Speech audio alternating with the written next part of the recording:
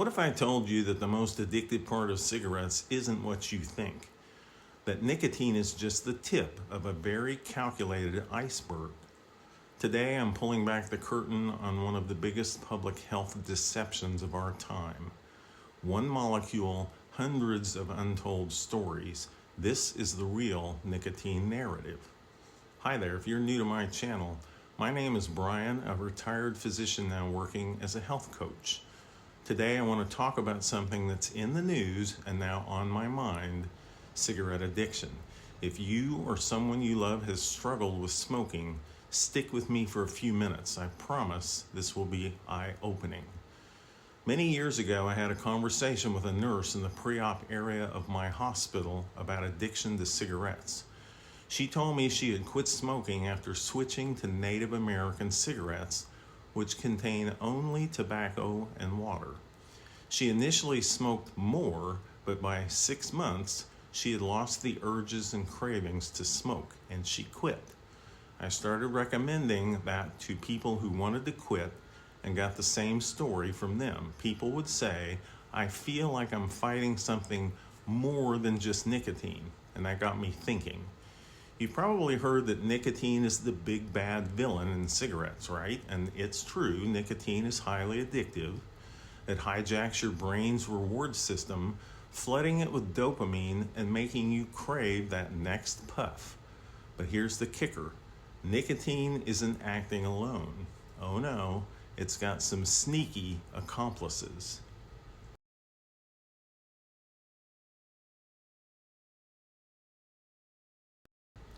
Big Tobacco doesn't just stop at nicotine. They add hundreds, yes, hundreds of chemicals to their cigarettes.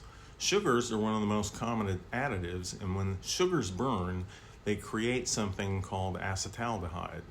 Now, acetaldehyde doesn't just sit there quietly. It actually works with nicotine to make cigarettes even more addictive. Here's how it works. Acetaldehyde interacts with your brain chemistry, forming compounds like harmane and salsolinol.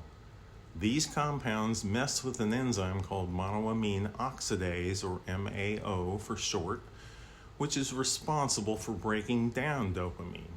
And when MAO gets blocked, dopamine sticks around longer in your brain, making you feel even more hooked.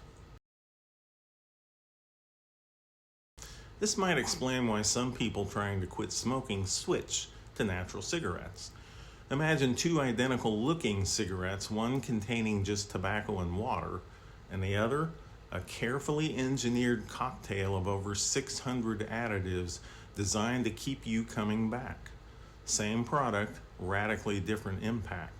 Without all those extra additives designed to enhance addiction, the process can feel less overwhelming. Now let's talk about what's happening at the policy level.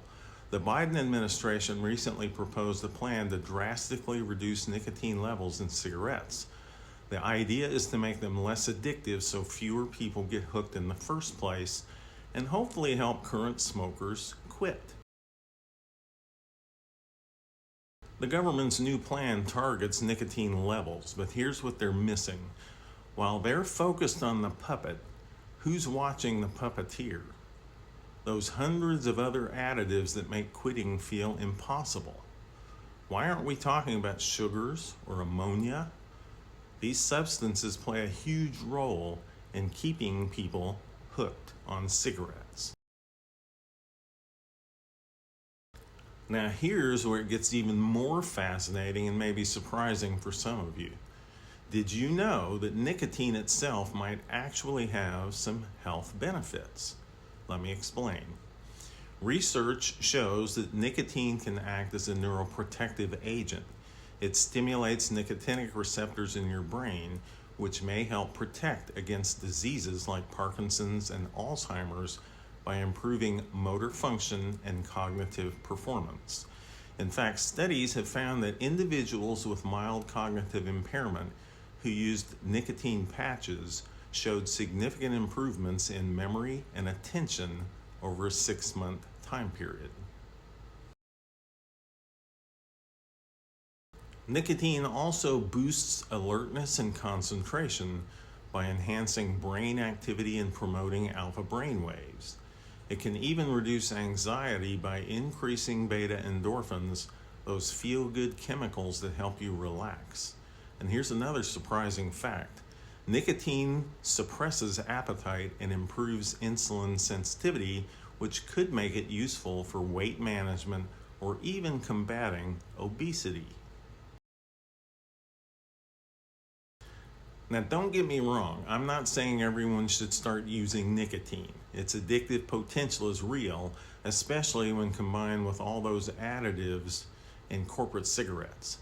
But in its pure form, like in medical research or therapies like nicotine patches, it shows promise for treating conditions like Parkinson's disease, Alzheimer's, ADHD, depression, and even arthritis. I think reducing nicotine levels is a step in the right direction. It could save millions of lives. But if we really want to tackle smoking addiction, we need a more comprehensive approach. One that addresses not just nicotine, but all the sneaky tricks that big tobacco uses. The good news, if you're trying to quit smoking or thinking about it, you can do it. Knowledge is power. Understanding what's in those cigarettes and how they affect your body is half the battle. So here's my advice as someone who's spent decades helping people improve their health. Take it one step at a time. If switching to natural cigarettes helps you cut back or quit entirely, go for it. And if you need support, reach out to friends, family, or even health professionals like me. You've got this, and remember, your health journey is yours alone. Every step forward counts. Thanks for watching, and if you found this helpful, don't forget to share it with someone who might need it. And take care. For more tips on health and wellness, subscribe or follow Health Without Risk. Have a great day, and I'll be back soon. Bye.